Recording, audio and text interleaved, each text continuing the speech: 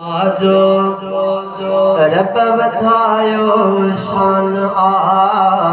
मुस्तफा जो रब वधायो शान शान में सारो लखो कुरान मुस्तफा जो रब वधायो शान मुस्तफा जो रब वधायो शान सब नबियन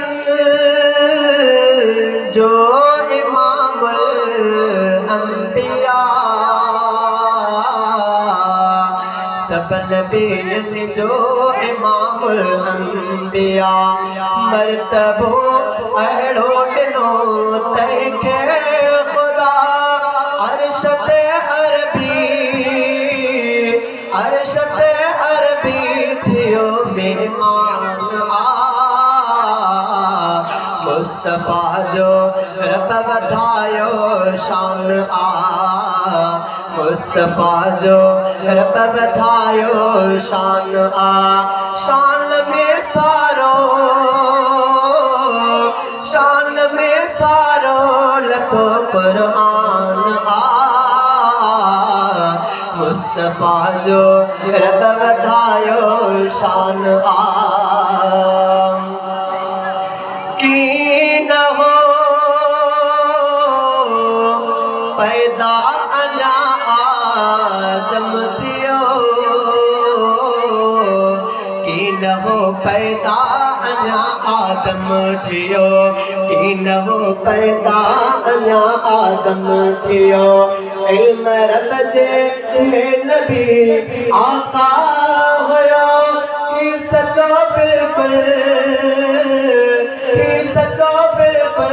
ॿुधो फरमान मुस्तफा जो रब वधायो शान मुस्तफा जो रब वधायो शान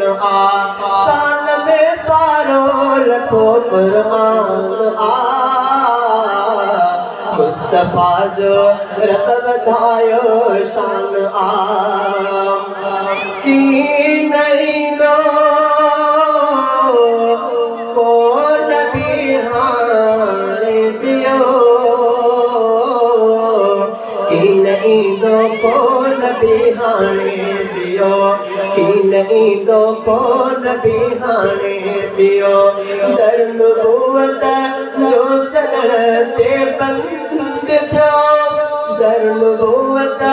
जो सनण ते बंद थियो ही हबीबे की बेरिया जो मान मुस्तफा जो रब वधायो शान जानवर प्यार जीत भी हाज़िर थियल जानवर ऐं जीत पिया हाज़िर थियल वण परे खां चीर जी छाऊं करले ऐं पयो कलमो पत्थर बेजान मुस्तफा जो रब वधायो शान मुस्तफा जो रब वधायो शान प्यार सां नादर सलातूं थो पढ़े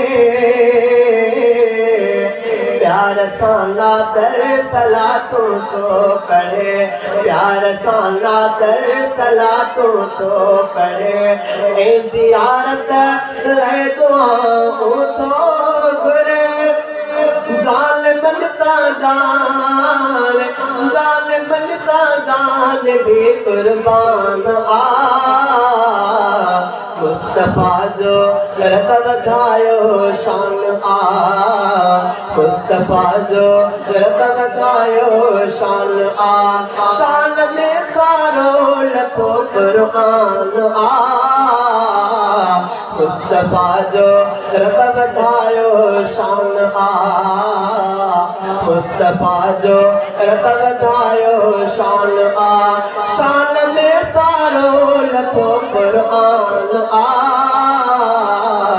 मुस्तफ़ा जो